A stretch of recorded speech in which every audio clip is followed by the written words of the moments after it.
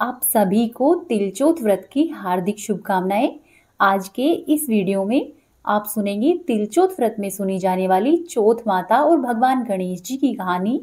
तो आइए सबसे पहले हम शुरू करते हैं चौथ माता की कहानी से और फिर आप सुनेंगे विनायक जी की कथा। बार की बात है, एक शहर में देवरानी जेठानी रहा करती थी। जेठानी अमीर थी और देवरानी गरीब। देवरानी गणेश जी की बड़ी भक्त थी। देवरानी का पति जंगल से लकड़ी काट कर लाता, उन्हें बेचता और ऐसा करने से उनका गुजारा चलता। देवरानी का पति अक्सर बीमार भी रहता था। इस वजह से देवरानी को अपनी जेठानी के घर में जाके घर का काम करना पड़ता था। देवरानी जेठानी के घर में जाकर उसका सारा काम करती और बदले में उसकी जेठानी जो भी बचा कुचा खाना होता, पुराने कपड़े होते, वो सब उसको दे दिया करती। इसी तरह से देवरानी के परिवार का गुजारा हो रहा था। एक बार माघ का महीना आया, तब देवरानी ने तिलचोत का व्रत रखा। 5 आने का तिल और गुड़ लेकर आई और तिलकुट बनाया। पूजा करके तिलचोत की कथा सुनी और तिलकुटे को उठाकर छीके में रख दिया और सोचा कि रात के समय जब चांद उगेगा तो पहले मैं तिलकुटा खाऊंगी और उसके बाद ही और कुछ खाऊंगी। कथा सुनी और फिर मैं अपनी जेठानी के घर पर काम करने के लिए चली गई। खाना बनाकर उसने जेठानी के बच्चों से कहा कि बच्चों खाना खा लो। बच्चों ने कहा कि आज तो हमारी माँ ने व्रत किया है, इसीलिए जब हमारी माँ खाएगी तभी हम भोजन खाएंगे। उसने अपने जेठ से कहा कि जेठ जी आप खाना खा लो। तब वह बोला कि आज तो बच्चों ने और इनकी माँ ने भोजन नहीं किया है, तो मैं कैसे भोजन कर लूं? रात में जब चांद निकलेगा तभी हम सब भोजन करेंगे। ऐसा सुनकर वह अपनी जेठानी के पास गई। तब उसकी जेठानी ने कहा कि आज तो किसी ने अभी तक खाना नहीं खाया है, तो मैं तुम्हें खाना कैसे दे दूं? तो तुम ऐसा करो, कल सवेरे आना और जो बचा हुआ खाना है उसको लेकर चली जाना। देवरानी बहुत उदास हुई, पर वह कुछ कर नहीं सकती थी। चुपचाप ही अपने घर पर आ गई। देवरानी के घर पर उसका पति और उसके बच्चे आस लगाए बैठे थे कि आज तो त्योहार है, इसीलिए हो सकता है कि माँ कुछ पकवान लेकर आ जाए। परंतु बच्चों को जब पता चला कि पकवान तो दूर की बात है, आज तो हमें खाना भी नहीं मिलेगा, तब बच्चे रोने लग गए। उसके पति को भी बहुत गुस्सा आया और कहने लगा कि दिन भर काम करके भी 2 रोटी नहीं कमा सकती तो काम करती ही क्यों है? ऐसा कहकर उसके पति ने गुस्से में आकर उसको कपड़े धोने के धोवन से मारा। धोवन जब उसके हाथ से छूट गया तो उसने पाटे को उठा लिया और पाटे से देवरानी को मारा। वह बेचारी गणेश जी को याद करती रही और रोते रोते पानी पीकर सो गई। उस दिन देवरानी के सपने में गणेश जी आए और कहने लगे कि अरे ओ धोबन मारी, अरे ओ पाटे मारी, सो रही है या जाग रही है? तब वह बोली कि गणेश जी मैं कुछ कुछ सो रही हूँ और कुछ कुछ जाग रही हूँ। गणेश जी बोले कि बहुत जोर की भूख लगी है, मैं क्या खाऊं? तब वो बोली कि गणेश जी क्या दूं, मेरे घर में तो अन्न का एक दाना भी नहीं है। जेठानी बचा कुचा जो भी देती थी, आज तो मुझे वो भी नहीं मिला। ऐसा करो, पूजा का बचा हुआ तिलकुटा है, छीके में पड़ा है, आप वही खा लो। गणेश जी ने कहा कि ठीक है। ऐसा कहकर गणेश जी ने तिलकुटा खाया और तिलकुटा खाने के बाद गणेश जी बोले, ओ धोबन मारी, ओ पाटे मारी, मुझे निमटाई लगी है, मैं कहाँ पर निमटूं?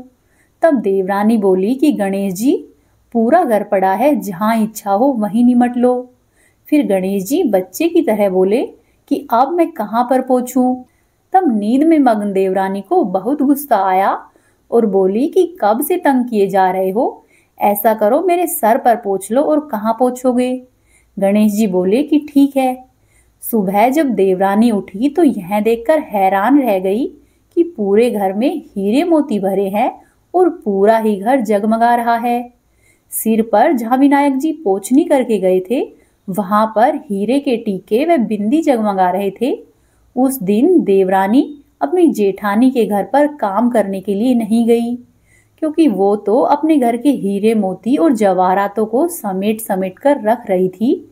उधर जेठानी ने बहुत देर तक अपनी देवरानी की बाट देखी और जब जेठानी ने देखा कि आज तो उसकी देवरानी आ ही नहीं रही है, तब उसने अपने बच्चों से कहा कि बच्चों, जाओ और जाकर चाची को देख कर आओ कि आज काम करने के लिए क्यों नहीं आई। उसने सोचा कि शायद कल खाना नहीं दिया है, इसी वजह से वह नाराज हो गई है। तब उसके बच्चे देवरानी को बुलाने के लिए उसके घर पर आए और बोले कि चाची चाची, चलो माँ ने बुलाया है, सारा काम पड़ा है। तब देवरानी ने जवाब दिया कि अब से मैं काम करने के लिए नहीं आया करूंगी। मुझे काम करने की कोई जरूरत नहीं है। गणेश जी की कृपा से मेरे घर में सब कुछ भरा पूरा है। बच्चों ने अपने घर पर जाकर ये सारी बातें अपनी माँ को कह सुनाई और साथ ही ये भी बताया कि माँ, चाची के घर में तो हीरे और मोती भरे पड़े हैं और पूरा घर जगमगा रहा है। जेठानी ने जब ये सुना तो दौड़ती दौड़ती अपनी देवरानी के पास आई और उससे पूछा कि ये सब तुम्हें कैसे मिला। देवरानी ने उसके साथ जो कुछ हुआ था वो सब कह सुनाया। उसकी जेठानी सब कुछ सुनकर अपने घर पर आ गई और पति से कहने लगी कि मुझे धोवन से मारो और पाटे से मारो। उसका पति बोला कि अरे भली मानस, मैंने आज तक तुम्हें कभी हाथ भी नहीं लगाया, तो आज मैं तुम्हें धोवन और पाटे से क्यों मारूं? पर मैं नहीं मानी और जिद करने लगी। मजबूरन उसके पति को उसे मारना पड़ा। फिर उसने मार खाकर ढेर सारे घी का चूरमा बनाया और छीके में रखकर सो गई। रात को विनायक जी सपने में आए और कहने लगे कि मुझे भूख लगी है, मैं क्या खाऊं? तब जेठानी ने कहा कि हे गणेश जी महाराज, मेरी देवरानी के यहाँ तो आपने सूखा तिलकुटा खाया था। मैंने तो झरते झरते घी में चूरमा बनाकर आपके लिए छीके में तिलकुटा रखा है। फल भी रखे हुए हैं और मेवे भी है, जो मन करे वो खा लो। बालस्वरूप गणेश जी उसको खाकर बोले कि अब मैं कहाँ पर निमटूं?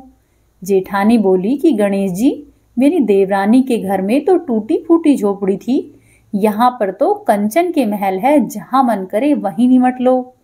गणेश जी ने फिर से पूछा कि मैं कहाँ पर पहुंचूं? तब जेठानी बोली कि मेरे माथे पर बड़ी सी बिंदी लगाकर वहां पहुंच लो। धन की भूखी जेठानी सुबह सुबह बहुत जल्दी उठ गई। सोचा कि पूरे घर में हीरे और जवाहरात भरे होंगे। जब उसने उठकर देखा तो पूरे घर में गंदगी फैली हुई थी, बहुत ही तेज बदबू आ रही थी। उसके सिर पर भी बहुत ही गंदगी लगी थी। उसने कहा कि हे गणेश जी महाराज, आपने ये क्या किया है? मुझसे तो रूठे और मेरी देवरानी पर टूटे। जेठानी ने घर की सफाई करने की बहुत कोशिश की, परंतु वह जितना साफ करती उतनी ही गंदगी फैलती। जेठानी के पति को जब ये मालूम चला तो वह भी बहुत गुस्सा हुआ और बोला कि तेरे पास इतना सब कुछ था, फिर भी तेरा मन नहीं भर रहा था। थक हार कर वह परेशान हो गई और हाथ जोड़कर गणेश जी से ही प्रार्थना करने लगी और बोली कि हे गणेश जी, अब आप ही मेरी मदद करो। गणेश जी ने कहा कि तूने अपनी देवरानी से जलन के कारण जो कुछ भी किया है, तुझे उसी सब का फल मिल रहा है। अब तू अपने धन में से उसे आधा धन दे, तभी ये सारी माया साफ होगी। जेठानी ने गणेश जी के कहे अनुसार ही किया। आधा आधा धन बांट दिया, आधा देवरानी के लिए और आधा अपने लिए।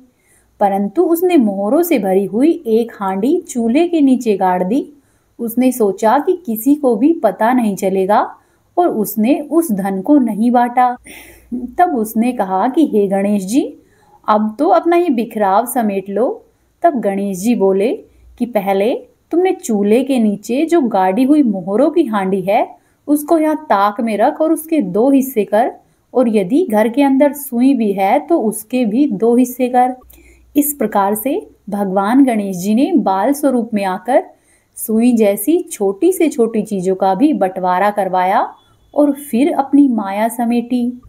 हे गणेश जी महाराज, जैसे आप देवरानी पर टूटे हैं वैसे ही सभी पर टूटना, और जैसे आप जेठानी के घर आए हैं वैसे किसी के भी घर नहीं आना। कहानी कहने वाले, सुनने वाले और होकारा भरने वाले सब पर अपनी कृपा बनाकर रखना। बोलो गणेश जी महाराज की जय, बोलो चौथ माता की जय। अब आप सुनिए तिलचौथ व्रत में सुनी जाने वाली एक साहूकार और साहूकारनी की कहानी। एक बार की बात है, एक साहूकार और साहूकारनी थे। वे दोनों धर्म पुण्य को मानते ही नहीं थे। इसी कारण उनके कोई बच्चा भी नहीं था। एक दिन की बात है कि साहूकारनी अपनी पड़ोसन के घर में गई। उस दिन चौथ का व्रत था। वह पड़ोसन सकट चौथ की पूजा करके कहानी सुन रही थी। साहूकारनी ने पूछा कि बहन तुम क्या कर रही हो? तब पड़ोसन बोली कि आज चौथ का व्रत है, इसीलिए मैं कहानी सुन रही हूँ और गणेश जी व चौथ माता की पूजा कर रही हूँ। तब साहूकारनी बोली कि ये बताओ, इस चौथ का व्रत करने से क्या होता है? तो पड़ोसन बोली कि इसे करने से जो भी इच्छा हो वो पूरी होती है। अन्न चाहने वाले को अन्न मिलता है, धन चाहने वाले को धन मिलता है, सुहाग चाहने वाले को सुहाग और पुत्र की कामना रखने वाले को पुत्र मिलता है। ये सुनकर साहूकारनी बोली कि यदि मेरा गर्भ रह जाएगा तो मैं 1.25 सेर का तिलकुट करूंगी और चौथ का व्रत भी किया करूंगी। भगवान श्री गणेश की कृपा से साहूकारनी के गर्भ रह गया। तब मैं बोली कि यदि मेरे लड़का हो जाएगा तो मैं 2.5 सेर का तिलकुट करूंगी। और फिर कुछ समय के बाद उसे लड़का हो गया। लड़का हो गया तो मैं बोली कि हे चौथ माता, हे गणेश जी भगवान, जब मेरे बेटे का विवाह होगा तो मैं 5 सेर का तिलकुट करूंगी। कुछ वर्षों के बाद नियत समय पर उसके बेटे का विवाह भी तय हो गया और उसका बेटा विवाह करने के लिए चला गया। लेकिन उस साहूकारनी ने अभी भी तिलकुट नहीं किया। इस कारण से गणेश जी क्रोधित हो गए और उन्होंने फेरों से उसके बेटे को उठवा लिया और बेटे को उठवाकर पीपल के पेड़ पर बांध दिया। सभी दूल्हे को नहीं पाकर उसे खोजने लगे, पर वर तो कहीं भी नहीं मिला। हताश होकर सारे लोग अपने घर पर वापस लौट आए। इधर जिस लड़की से साहूकारनी के लड़के का विवाह होने वाला था, वह अपनी सहेलियों के साथ पूजा करने के लिए जंगल में दूब लेने गई। तभी रास्ते में पीपल के पेड़ से आवाज आई कि ओ मेरी अधब्याई। यह बात सुनकर जब लड़की घर पर आई तो उसके बाद मैं दिन प्रतिदिन सूख सूख कर कांटा होने लगी। एक दिन लड़की की माँ ने पूछा कि बेटा, मैं तुम्हें अच्छा खिलाती हूँ, अच्छा पहनाती हूँ, फिर भी तू दिन प्रतिदिन सूखती जा रही है, ऐसा क्यों है? तब लड़की ने अपनी माँ से सारी बात कह सुनाई कि माँ, मैं जब भी जंगल में दूब लेने जाती हूँ तभी पीपल के पेड़ से एक आदमी बोलता है कि अरे ओ मेरी अधब्याई, इधर आ। उसने मेहंदी लगा रखी है और सेहरा भी बांध रखा है। तब उसकी माँ ने ये सब सुना और पीपल के पेड़ के पास जाकर देखा तो क्या देखती है कि ये तो उसी का जमाई है। तब उसकी माँ ने जमाई से कहा कि बेटा, तुम यहाँ पर क्यों बैठे हो? मेरी बेटी तो अधब्याई कर दी, अब तुम और क्या करोगे? तब साहूकारनी का बेटा बोला कि मेरी माँ ने चौथ का तिलकुट बोला था, लेकिन अभी तक किया नहीं है। इसी कारण गणेश जी और चौथ माता नाराज हुए हैं और मुझे यहाँ पर बिठा दिया। यह सुनकर लड़की की माँ साहूकारनी के घर पर गई और उससे पूछा कि तुमने सकट चौथ के लिए कुछ बोल रखा है क्या? तब साहूकारनी बोली कि हाँ, मैंने तिलकुट बोल रखा था। उसके बाद साहूकारनी बोली कि यदि मेरा बेटा घर आ जाएगा तो मैं 2.5 मन का तिलकुट करूंगी। भगवान श्री गणेश जी उससे प्रसन्न हुए और उसके बेटे को लाकर फेरों में बिठा दिया। बेटे का धूमधाम से विवाह संपन्न कराया और जब साहूकारनी के बेटा और बहू दोनों घर पर आ गए, तब साहूकारनी ने 2.5 मन तिलकुट किया और बोली कि हे चौथ माता, हे गणेश जी भगवान, आपके आशीर्वाद से ही मेरा बेटा और मेरी बहू घर पर आए हैं। आज से मैं हमेशा ही तिलकुट का व्रत किया करूंगी। इसके बाद से सारे नगरवासियों ने तिलकुट के साथ सकट व्रत करना आरंभ किया। हे चौथ माता, हे गणेश जी भगवान, जैसे आपने साहूकारनी को उसके बेटे बहू से मिलवाया है, वैसे ही कहानी कहने वाले, सुनने वाले और होकारा भरने वाले सबको उनके बेटे बहू से मिलवाना। इस कथा को कहने वाले, सुनने वाले और होकारा भरने वाले सबका भला करना। बोलो चौथ माता की जय, बोलो गणेश जी भगवान की जय। अब आप सुनिए चौथ माता की कथा। एक बार की बात है, एक नगर में एक बूढ़ी माँ रहती थी। वह बूढ़ी माँ अपने बेटे की सुख और सलामती के लिए 12 मासी चौथ का व्रत किया करती। हर चौथ को पंसारी से थोड़ा सा गुड़ लाती और घी लेकर आती। उनसे 4 लड्डू बनाती, एक लड्डू बेटे को देती, एक से पूजा करती और एक हथकार के लिए निकाल कर रखती। और जो चौथा लड्डू था उसको चांद उगने पर खुद खा लेती। एक बार की बात है, उसका बेटा अपनी ताई से मिलने गया। ताई ने चौथ का व्रत रखा हुआ था। उसने ताई से कहा कि ताई, मेरी माँ तो 12 मासी चौथ का व्रत करती है। तब ताई बोली कि तेरी माँ तो तेरी कमाई से तरमाल खाने के लिए ही चौथ व्रत रखती है। तू यदि परदेश चला जाए तो वह एक भी चौथ का व्रत नहीं करेगी। लड़के को लगा कि ताई सच बोल रही है। वह अपनी ताई के बहकावे में आ गया। घर पर आया और घर आकर अपनी माँ से बोला, माँ, मैं परदेश में जा रहा हूँ। यहाँ पर तो तू मेरी कमाई खाने और पीने में ही उड़ा देती है। माँ ने बहुत समझाया और अपने बेटे को वहीं पर रोकना चाहा, परंतु बेटे ने माँ की एक बात नहीं सुनी। तब माँ ने सोचा कि ये तो किसी और के बहकावे में है, अब ये मेरी बात नहीं सुनेगा। तो उस लड़के की माँ ने कहा कि ठीक है बेटा, ऐसा कर, तू जा ही रहा है तो ये चौथ माता के दाने ले जा। मैं चौथ माता की कहानी कहती हूँ तब ये दाने लेकर बैठती हूँ। तो ऐसा करना, जब भी कोई मुसीबत आए तो ये आंखें तेरी मदद करेंगे, आंखें पूर कर बैठ जाना। लड़के ने ऐसे ही किए। अपनी माँ से कहानी के जो दाने थे उनको लिया और फिर वह रवाना हो गया। घूमते घूमते एक नगर में पहुंचा। उसने देखा कि एक बूढ़ी माँ है, रोती जा रही है और पुए बना रही है।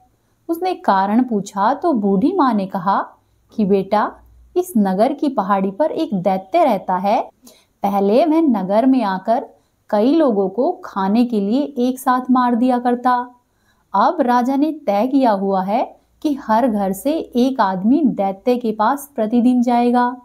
और आज मेरे बेटे की बारी है, मैं इसीलिए रो रही हूँ और मैं अपने बेटे के लिए ही पुए बना रही हूँ। तब वह लड़का बोला कि माँ, यदि तू मुझे पुए खिला दे तो तेरे बेटे की जगह मैं चला जाऊंगा। तब बूढ़ी माँ बोली कि बेटा, पराए पूत को कौन भेजता है। पर वह लड़का नहीं माना और बार बार कहने लगा। तो बूढ़ी माँ ने उसे खीर पुए खिला दिए। खा पीकर वह लड़का आराम से चद्दर तान कर सो गया। जब रात हुई तो राजा के सैनिक आए। तो बूढ़ी माँ ने सोचा कि पराए पूत को कैसे उठाऊं। बूढ़ी माँ इधर उधर बर्तन बजाने लगी और आवाज करने लगी। लड़का आवाज सुनकर उठ गया और बोला कि क्या बात है बूढ़ी माँ। तब बूढ़ी माँ ने कहा कि बेटा, राजा के सैनिक आए हैं। लड़का राजा के सैनिकों के साथ चला गया। दैत्य के सामने पहुंचकर उसने चौथ माता के जो आंखें लाया था वे दैत्य की तरफ फेंके और बोला कि हे चौथ माता, यदि मेरी माँ मेरी सलामती के लिए पूरे मन से तुम्हारे व्रत रखती थी तो इस दैत्य का सिर कटकर जमीन पर गिर जाए। जैसे ही उसने आंखें दैत्य की तरफ फेंके, उसका सिर कटकर पृथ्वी पर गिर गया और लड़का सकुशल वापस आ गया। राजा को जब इन सब बातों के बारे में पता चला तो वह बहुत प्रसन्न हुआ। उसे बहुत सारे उपहार दिए और फिर विदा किया। चलते चलते वह लड़का एक दूसरे राजा के राज्य में पहुंचा। इस राज्य में आवा तभी पकता था जब एक इंसान की बलि दी जाती थी। सिपाहियों ने उसे पकड़ा और आवे में चुन दिया। लड़के ने आवे में बैठते समय अपनी माँ के कहानी सुने हुए आंखें डाले और कहा, हे चौथ माता, यदि मेरी माँ मेरे लिए चौथ के व्रत किया करती थी तो ये आवा मेरी बलि के बिना ही झट से पक जाए। ऐसा कहते ही आवा तुरंत ही पक गया और आवे में से मिट्टी की जगह सोने और चांदी के बर्तन निकले। जब आवे को नीचे उतारने लगे तो अंदर से लड़का बोला कि धीरे धीरे निकालना, कहीं मुझे चोट नहीं लग जाए। जब आवा पकाने वालों ने ये सब सुना तो वे बहुत डर गए। जाकर राजा को बताया। राजा वहां पर आए और उससे पूछा कि तुम आवे में से कैसे बच गए। तब लड़के ने बताया कि मेरी माँ चौथ माता के व्रत किया करती है और व्रत के कारण से ही मैं बचा हूँ। राजा को उसकी बात पर विश्वास नहीं हुआ। उसने एक चांदी की सुराही मंगवाई और कहा कि सुराही की नली से निकल कर दिखाओ, तभी मुझे विश्वास होगा कि तुम चौथ माता की वजह से ही जीवित हो। लड़के ने चौथ माता को याद किया और आंखें सुराही में डालकर कहा कि हे चौथ माता, मैं भंवरा बनकर इस सुराही से निकल जाऊं। ऐसा ही हुआ। लड़का भंवरा बन गया और सुराही से निकल गया। राजा बहुत खुश हुआ और राजकुमारी की शादी उसके साथ करवाई और सभी लोगों से कहा कि आज से सभी लोग चौथ माता के व्रत करेंगे। पत्नी कुछ दिनों के बाद एक दिन वह लड़का अपनी पत्नी के साथ महल की छत पर खड़ा था। तब उसने एक और इशारा करके कहा कि देखो, मेरे गांव की तरफ बादल है। तब उस लड़की ने पूछा कि क्या तुम्हारे गांव है? तब लड़के ने कहा कि हाँ, मेरे गांव भी है, घर भी है और माँ भी है। तब लड़की ने कहा तो ठीक है, मुझे अपने घर लेकर। तब लड़के ने कहा कि ठीक है, हम चलते हैं। ऐसा कहकर लड़का राजा के पास आया और खुद के घर जाने की इच्छा जाहिर की। तब राजा बोला कि बेटा, ये तो बहुत अच्छी बात है। दूर जमाई लाख जमाई और घर जमाई खाक जमाई। ऐसा कहकर राजा ने अपनी बेटी और जमाई के जाने की पूरी व्यवस्था करा दी। राजा ने रथ, घोड़ा, हाथी और खूब सारा दान दहेज देकर उन्हें विदा किया। चौथे दिन तक वह लड़का अपने नगर में पहुंचा। चलते चलते चौथे दिन वह लड़का अपने नगर में पहुंचा। जिस दिन वह अपने नगर में पहुंचा उस दिन चौथ माता का व्रत था। वह लड़का अकेला ही पंसारी के यहाँ पर जाकर अपनी माँ के आने का इंतजार करने लगा। उसने सोचा कि आज चौथ है तो मेरी माँ यहाँ पर जरूर आएगी। थोड़ी देर बाद लकड़ी टेकती हुई उसे उसकी माँ आती हुई दिखाई दी। उसकी माँ की आंखों के आगे जाले आ गए थे। अब उसकी माँ को कम दिखाई देता था, क्योंकि जब से वह लड़का घर छोड़कर गया था तब से वह उसकी याद में रोती रहती और इसी तरह से उसकी आंखों के आगे जाले आ गए और अब बूढ़ी माँ को दिखाई भी कम देता था। लड़के ने जानबूझकर अपना पैर बूढ़ी माँ की लकड़ी पर लगा दिया और कहने लगा कि बल रे पूत काटी, मेरे पैर के लगा दी। तब उसकी माँ ने उसे पहचाना नहीं और कहने लगी कि भैया, मुझे चाहे कितनी भी गाली दे दो पर मेरे बेटे को कुछ नहीं कहना। यह सुनते ही बेटा माँ के चरणों में गिर पड़ा और कहने लगा कि माँ, मैं तेरा ही बेटा हूँ, मुझे माफ कर दो।